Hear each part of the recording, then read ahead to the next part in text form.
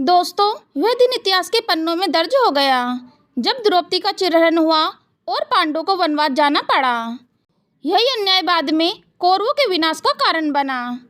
दुर्योधन अपने अहंकार में इतना डूबा हुआ था कि उसे सच दिखाई नहीं दे रहा था। दुर्योधन की इस हरकत से गंधारी अपने कमरे में बैठी सोच रही थी कि कहीं द्रौपदी का चिरहरण कौरवों के विनाश का कारण ना बन जाए। उनके चेहरे पर कोई मुस्कान नहीं थी, सिर्फ चिंता और दुख झलक रहा था। उसी समय विदुर उनके कक्ष में आए और प्रणाम करते हुए बोले, महारानी की जय हो। गंधारी गंभीर स्वर में बोली, विदुर जी, क्या उस राज्य की महारानी कहलाना ठीक है जिस राजसभा में मेरी पुत्रवधू का वस्त्र हरण हुआ, और वह भी मेरे ही पुत्र दुर्योधन के आदेश पर। उस सभा में तासरी, आचार्य द्रोण और कृपाचार्य सब देखते रहे, लेकिन धर्म की रक्षा के लिए किसी ने एक शब्द भी नहीं कहा। ऐसे राज्य की महारानी होना गर्व की नहीं बल्कि लज्जा की बात है।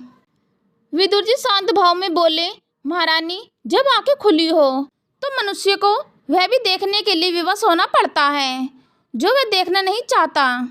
गंधारी क्रोधित स्वर में बोली, विदुर जी, आंखें केवल देखने के लिए ही होती हैं।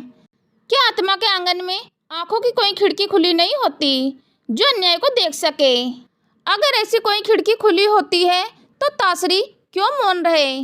जिस सिंहासन के प्रति उनकी निष्ठा है, उसी सिंहासन का उन्होंने इतना बड़ा अपमान क्यों सहन किया? दुर्योधन आचार्य द्रोण का शिष्य है।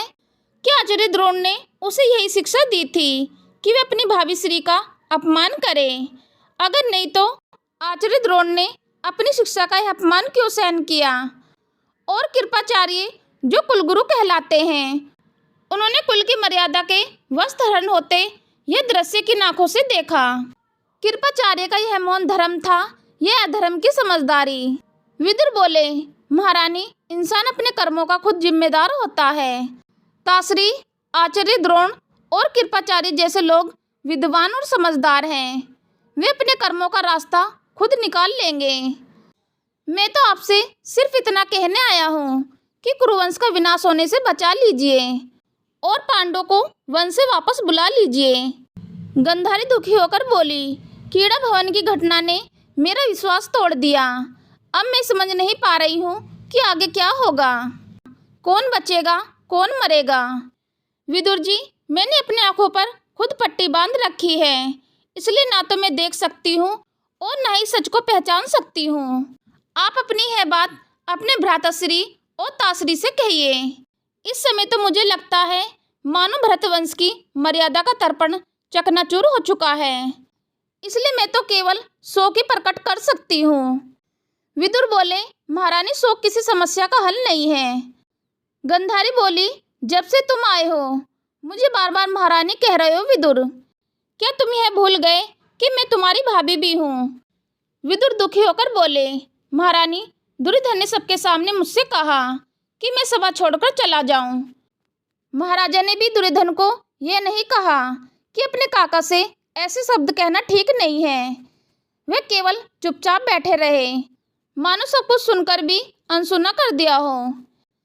ऐसे में आपको भाभी श्री कहने का साहस कैसे जुटाऊं? पर मेरी व्यवस्था यही है कि यह मेरी कर्म भूमि है। इस पर गंधारी बोली, कर्म भूमि है विदुर, कारागार तो नहीं जिसका दरवाजा तुम चाहकर भी खोल नहीं सकते। विदुर दुखी होकर बोले, महारानी, यह दासी पुत्र अपने स्वामी का घर छोड़ भी नहीं सकता, इसलिए जब तक सह सकता हूँ सहता रहूँगा, और आज मैं उस दिन के बारे में सोचना भी नहीं चाहता जिस दिन यह पीड़ा मेरी सहन शक्ति से आगे निकल जाएगी। इतना कहकर विदुर वहाँ से चले गए। दोस्तों, अब आपके लिए एक सवाल है। क्या आपको लगता है कि अगर गंधारी ने उस समय सख्त कदम उठाया होता तो महाभारत का युद्ध टल सकता था? अपना जवाब हमें कमेंट बॉक्स में ज़रूर बताएं।